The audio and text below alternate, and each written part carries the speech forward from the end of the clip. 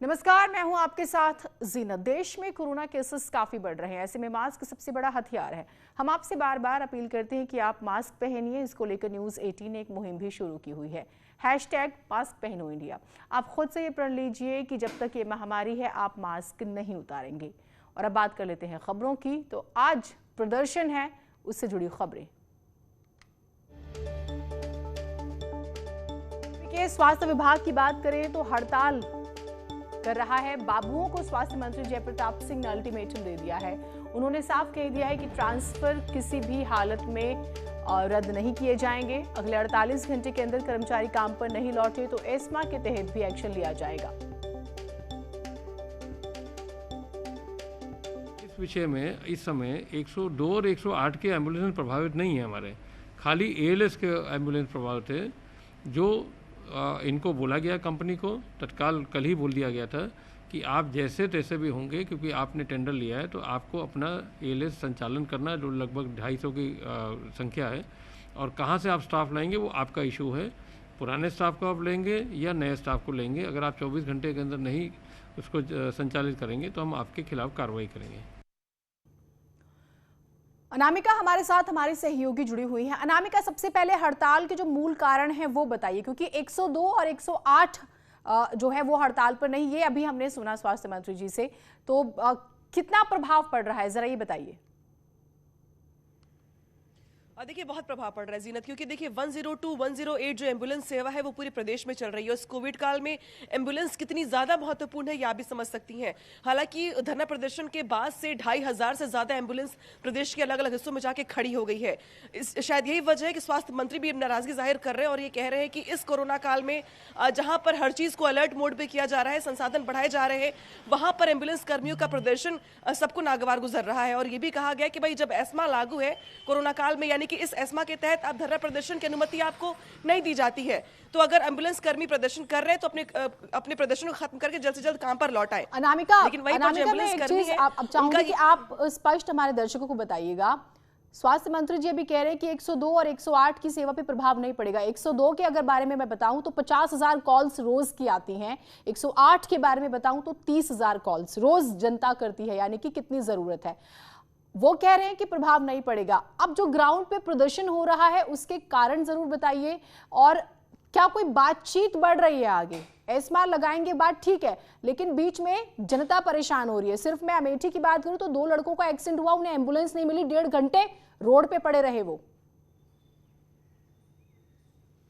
देखिए जीनत, 102 और 108 की सेवा शुरू ही सिर्फ इसीलिए की गई थी कि जो हॉस्पिटल्स के पास अपनी एम्बुलेंस होती हैं पर्सनल, जो भेजी जाती है मौके पर, लेकिन वो तय वक्त पर नहीं पहुंच पाती हैं, और इसीलिए ऐसी व्यवस्था लागू की गई कि हर जगह पे आपको 102, 108 व्यवस्था लागू होगी, जिसपे कॉल करने के बाद कुल 20 मिनट के अंदर आपके दरवाजे पर एम्बुलेंस होगी। ऐसी व्यवस्था लागू की गई थी। लेकिन जिस कॉल को करने के बाद आप 102 या 108 के जरिए एम्बुलेंस प्राप्त करते हैं, अगर वो सेवा ही ठप हो जाए तो अंदाजा लगाया जा सकता है कि स्वास्थ्य सेवा पर कितना असर पड़ेगा। हालांकि दूसरी तरफ जो कर्मचारी है उनकी जरूर नाराजगी इस बात को लेकर के कि जो पुराने कर्मचारी हैं, जिस नई कंपनी को ठेका दिया गया है वो पुराने कर्मचारियों को हटा रही है, उनसे कम मानदेय में, उनसे कम सैलरी में नए लड़कों की भर्ती कर रही है, जिससे बहुत सारे लोग बेरोजगार भी हो गए और उनकी सैलरी भी कम हो गई है, जिसकी वजह से संडे रात से, रविवार की रात से कुल 48 घंटे होने को जा रहे हैं जहां पर कामकाज ठप हो गया है। स्वास्थ्य मंत्री बार बार ये अल्टीमेटम दे रहे हैं, लेकिन बीच का रास्ता नहीं निकल पा रहा है। ये बहुत बड़ा अपने आप में सवाल खड़ा होता है कि जब कर्मी अपनी शिकायत बता रहे हैं और ये कह रहे हैं कि उनके पुराने साथियों को निकाल दिया गया, क्या कारण दिया गया इसके बारे में कोई पता नहीं चल पा रहा है। जो मानदेय उनका कम किया जा रहा है, क्यों कम किया जा रहा है जब कोरोना काल में सरकार सबको बिल्कुल। अनामिका, आप रहिए हमारे साथ। इन कर्मचारियों की मांग है, एम्बुलेंस कर्मियों को, कि नए लोगों को अगर आप नई कंपनियों को ठेका दे रहे हैं तो वो हमें रखे, क्योंकि वो हमें नहीं रख रहे, नए लोगों को रख रहे हैं। और दूसरा, जिन लोगों की कोविड काल में मौत हुई उनके परिवारों को 50 लाख रुपए की आर्थिक मदद भी दी जाए, उनकी तनख्वाह पर प्रभाव ना पड़े। ऐसी तमाम मांगे हैं। अनामिका, आप रहिए, बातचीत करेंगे। योगी सरकार का बड़ा फैसला जो हुआ है वो आपको बता देते हैं। जल्द खत्म होंगे सदियों पुराने 48 कानून। 13 विभागों के 48 कानून खत्म किए जाएंगे। 31 जुलाई को सरकार इन्हें खत्म कर देगी। कैबिनेट के प्रस्ताव पास करवाने की तैयारियां तेज हो चुकी हैं। कैबिनेट से सबसे ज्यादा बिजली विभाग के 18 नियम और 18 अधिनियम है। अनामिका, इन कानूनों के बारे में बताइएगा। काफी समय से चले आ रहे थे, इसकी जरूरत नहीं थी।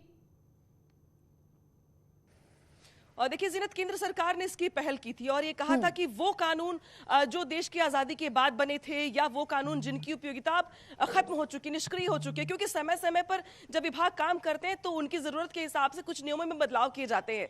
ऐसा करते करते कुल 48 कानून ऐसे हो चुके हैं, 48 नियम अधिनियम ऐसे हो चुके हैं अलग अलग विभागों के, जिनकी निष्क्रियता है क्योंकि अब वो किसी उपयोग में आते नहीं है। उन आधार पर ना किसी पर FIR दर्ज होती है, ना कोई कानूनी कार्रवाई होती है। लिहाजा सदियों पुराने इन कानूनों को खत्म करने के लिए ये प्रस्ताव तैयार किया गया था। हालांकि विभागों से इसकी सूची मांगी गई थी कि आपके विभाग में ऐसे कौन कौन से नियम अधिनियम है जो अब निष्क्रिय हो चुके हैं। कुल अलग अलग विभागों की ओर से जो जानकारी दी गई है उसके मुताबिक 48 ऐसे नियम और अधिनियम है जो निष्क्रिय हो चुके हैं।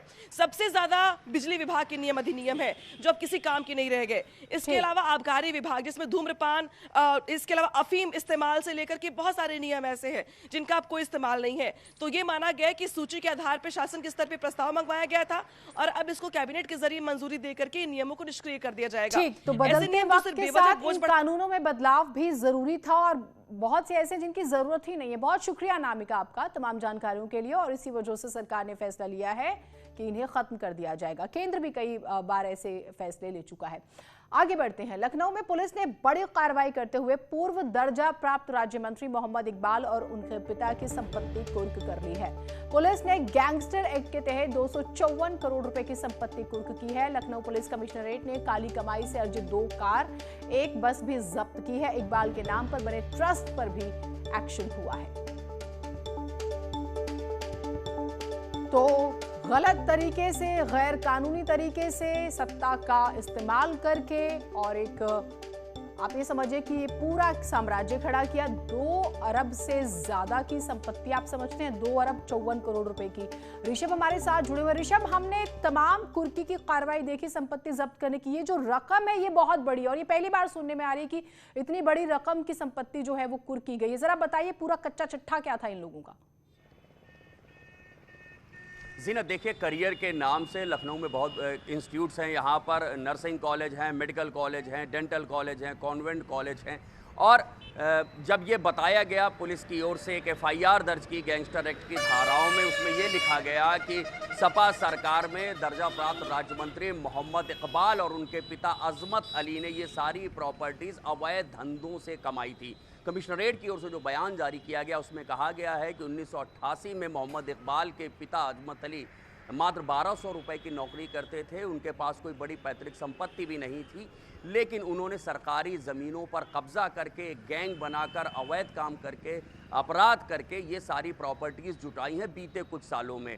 तो उसके गैंगस्टर एक्ट में एक धारा होती 14(1), उसके तहत कार्रवाई करते हुए लखनऊ पुलिस कमिश्नर ने अजमत अली और मोहम्मद इकबाल की करीब 254 करोड़ रुपए की प्रॉपर्टीज़ को गवर्नमेंट के फेवर में अटैच करने का आदेश जारी कर दिया है। आप देख सकते हैं मेरे पीछे ये जो बड़ा सा आपको मेडिकल कॉलेज दिखाई देगा, career institute of medical sciences and hospital, इसके ठीक पीछे इनका डेंटल कॉलेज है, इनका नर्सिंग कॉलेज है, इसके अंदर तमाम हॉस्टल हैं, मेस हैं। जितनी प्रॉपर्टीज़ हैं उन सारी प्रॉपर्टीज़ को जब्त करने का आदेश दे दिया गया है। हमने पुलिस कमिश्नर से हालांकि बात की है तो उन्होंने कहा है कि अपने आदेश में हमने साफ किया है कि इनके जितने भी मेडिकल इंस्टीट्यूट्स हैं वहाँ पर जो मरीज़ भर्ती हैं उनको कोई दिक्कत नहीं होनी चाहिए। जो स्टूडेंट्स पढ़ रहे हैं इनके शैक्षिक संस्थानों में उनको कोई दिक्कत नहीं होनी चाहिए। CMO को, तहसीलदार को, DIOS को, अलग अलग विभाग के जो हेड्स हैं उनको भी जिम्मेदारी सौंपी गई है। ठीक है, बिल्कुल। तो ये बड़ी कार्रवाई हुई है और आपने देखा कि किस तरह से पूरा एक साम्राज्य जो है इन्होंने खड़ा किया हुआ था। आगे बढ़ते हैं। उन्नाव से खबर आ रही है, अतिक्रमण पर एक्शन हुआ है। अवैध निर्माण पर सिंचाई विभाग की कार्रवाई और करीब 20 करोड़ की जमीन को खाली करवाया गया है। सिंचाई विभाग की जमीन को खाली कराया गया। हाईवे के पास जो है इन्होंने अतिक्रमण किया हुआ था। JCB मशीन से इन मकानों को जमींदोज किया गया। तो ये अवैध निर्माण था। हाईवे के आसपास आप जानते हैं कि रेट बहुत ज्यादा होते हैं और कुछ गुंडा किस्म के लोग जो होते हैं वो अतिक्रमण करते हैं और इसे फिर खाली कराया गया है। ये देखिए तस्वीरें भी सामने आई हैं, वो हम आपको दिखा रहे हैं। हाईवे के आसपास जो इन्होंने निर्माण किया था उसे खाली कराया गया। JCB मशीन की मदद से इन मकानों को जमींदोज कर दिया गया, इन दुकानों को। सिंचाई विभाग द्वारा और अन्य सभी अधिकारियों की उपस्थिति में अतिक्रमण हटवाया गया है। बहुत ही कीमती जमीन थी, हाईवे के किनारे की ये जमीन थी और अभी ये कार्य चल रहा है। अब तक का जो आकलन किया गया है बाजारू दर से लगभग 20 करोड़ की ये जमीन थी और ये एक बड़ी कार्रवाई जनपद उन्नाव में हुई। उन्नाव के सोरामऊ थाना क्षेत्र में नहर विभाग ने बड़ी कार्रवाई करते हुए अपने करोड़ों की बेशकीमती जमीन को कब्जेदारों से खाली करा लिया है। जिला प्रशासन के साथ मिलकर नहर विभाग ने एक कार्रवाई की है। बताया जा रहा है कि 20 करोड़ से ज्यादा की अवैध कब्जेदारों से ये संपत्ति को खाली कराया गया है। दल बल के साथ पहुंची 10 जेसीबी और 2 पोकलाइन मशीनों ने कड़ी मशक्कत के बाद जो अवैध कब्जे थे उन्हें जमींदोज किया है। डीएम रविंद्र कुमार ने बताया कि जो वहां पर अवैध कब्जे थे उस जमीनों की कीमत 20 करोड़ से ज्यादा की है। अनुज गुप्ता, न्यूज़ 18 उन्नाव। गृह मंत्री अमित शाह 1 अगस्त को लखनऊ दौरे पर आ रहे हैं। सरोजनी नगर में 220 बीघा जमीन पर पुलिस लाइन और फॉरेंसिक यूनिवर्सिटी का वो शिलान्यास करेंगे। लखनऊ में बनने वाला UP state of forensic sciences का स्वरूप यूनिवर्सिटी जैसा होगा। अमित शाह के लखनऊ आगमन को लेकर तैयारियां तेज हो चुकी हैं।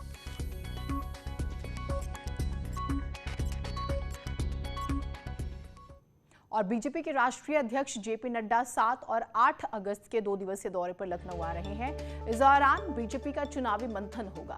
पार्टी आने वाले दिनों की रणनीति पर विचार करेगी। इससे पहले संगठन की तरफ से राष्ट्रीय महामंत्री बीएल संतोष और यूपी बीजेपी प्रभारी राधा मोहन सिंह भी कई चक्कर लगा चुके हैं उत्तर प्रदेश के। अब राष्ट्रीय अध्यक्ष का लखनऊ आना कई मायनों में महत्वपूर्ण माना जा रहा है।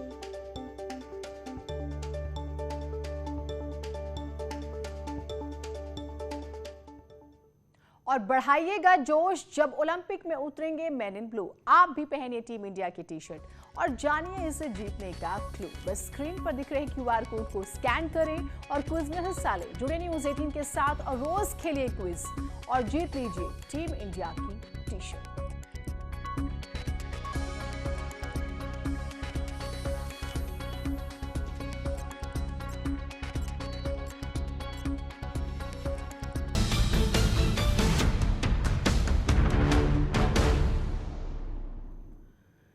ब्रेक के बाद स्वागत है आप सभी का। पूर्व राष्ट्रपति एपीजे अब्दुल कलाम की आज पुण्यतिथि है।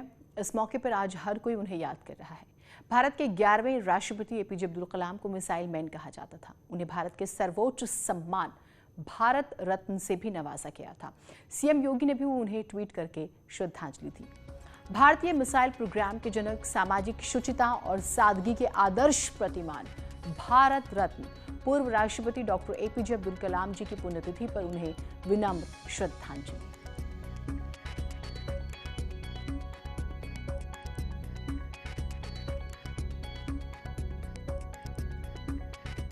मेरठ में जमीन विवाद में कुछ लोगों ने केयरटेकर को पहले चाकू मारा और फिर उसकी गला रेत कर हत्या करने की कोशिश की है। नौशाद इसका नाम है। गंभीर हालत में से अस्पताल में भर्ती कराया गया। घटना मेरठ के थाना मेडिकल क्षेत्र के कमालपुर इलाके की है। वकील मुकेश शर्मा की हत्या के बाद उसकी बेटियों की बात करें तो उनकी जमीन की देखरेख करती थी और जिसके लिए उन्होंने केयरटेकर रखा हुआ था और इसी केयरटेकर पर यह हमला हुआ है। पुलिस अब मामले की जांच कर रही है। कि मैं अपने खेत पर गई हुई थी खेत की बुआई कराने के लिए, तो वहाँ जैसे हम खेत की बुआई कराने लगे तो खेत पे मेरा केयर टेकर लगा हुआ था। तो ये नासिर वगैरह जो लोग मेरे फादर के मर्डर में शामिल हैं, ये सभी लोग रेकी कर रहे थे वहाँ पर, मौके की तलाश में थे। जैसे ही मैं थोड़ा सा खेत से हट के अपने घर तक ही पहुँची थी तो तुरंत इन्होंने इस पे मेरे केयर टेकर पे हमला कर दिया और मेरी जान माल को लगातार हमले हम पे किए जा रहे हैं। खेत में ट्रैक्टर निकालने के ऊपर कुछ झगड़ा हुआ और साथ में कुछ पुरानी रंजिश भी थी। इसको लेकर के कुछ लोगों ने चाकू मारा, पिस्टल से गोली चलाने का भी आरोप उसमें लगाया गया। तहरीर प्राप्त हुई है। तहरीर के आधार पर अभियोग पंजीकृत करके वैधानिक कार्रवाई 717 के आधार पर की जाएगी। और आज की सबसे बड़ी खबर, अमेज़न प्राइम डे पर पूरा देश कर रहा है भारी बचत। अमेज़न प्राइम डे ऑफर है अब लाइव, देखिए कैसे।